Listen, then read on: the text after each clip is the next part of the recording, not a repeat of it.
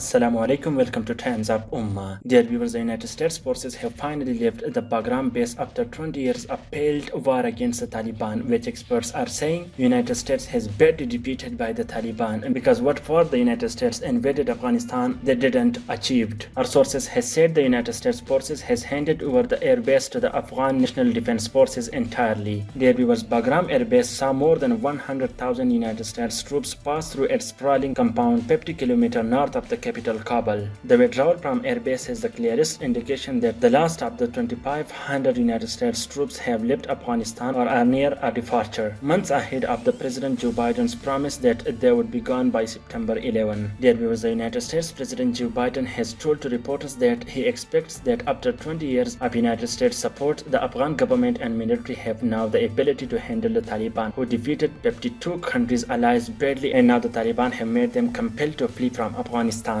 Joe Biden has said they have the capacity to be able to sustain the government. There are going to have to be down the road to more negotiations, I suspect. He added, but I am concerned that they deal with the internal issue that they have to be able to generate the kind of support they need nationwide to maintain the government. Dear viewers, in last video we were told you that the German soldiers have also been left Afghanistan and many other countries have also pulled out its troops. The announcement from several countries analyzed by the Associated Press shows that a majority of European troops left with a little ceremony, a stark contrast to the dramatic and public show of force and unity when the NATO allies lined up to back the United States invasion in 2001. The Associated Press article shows the shameful withdrawal of the foreign forces because they were not able to fight Taliban and especially Al-Qaeda, and now they are betraying the Afghan people and the Afghan government which was built by these forces. The Ashraf Ghani government is now at high risk, and Ashraf Ghani has said itself that he is just one bullet away from his death. A professor from the Kabul University has said that the United States withdrawal has come when there is no peace in the country. There are severe and harsh fighting going on all over the country. More than 80 districts have fallen into the hands of Taliban in the past 1 month, he said, calling June the deadliest month for the Afghan forces in the past 2 decades. He said the United States makes irresponsible withdrawal and it leaves before the intra-Afghan dialogue. He said the withdrawal is at a time when the Afghanistan is at the brink of a civil war. Dear viewers, all the people of Afghanistan is concerned about a possible civil war in Afghanistan because there are some malicious groups still in the country and it can fight back with the Taliban. Although hundreds of Afghan security forces have joined the Taliban, but for now the United States is leaving Afghanistan and it has left the historic Bagram Air Base, which was quite a small country and every kind of facility were available at the base. Dear viewers, it was the second time when an invader invaded Afghanistan and fled through Bagram Air Base. And here I also tell you that the former Soviet Union built the air base in the 50s. When it invaded Afghanistan in 1979 to back a communist government, it turned it into a main base from which it would defend the occupation of the country. The Russia who invaded Afghanistan was also defeated by the Afghan Mujahideen and it destroyed the sovereignty of Russia. And Russia has learned the lesson that never attack Afghanistan for the second time. And now the Western powers have also realized that. Dear viewers, at the last I must tell you that the Taliban are now preparing to capture the Bagram Air Base, and we will update you soon about that because Taliban will not stop, and now the whole world knows that very well.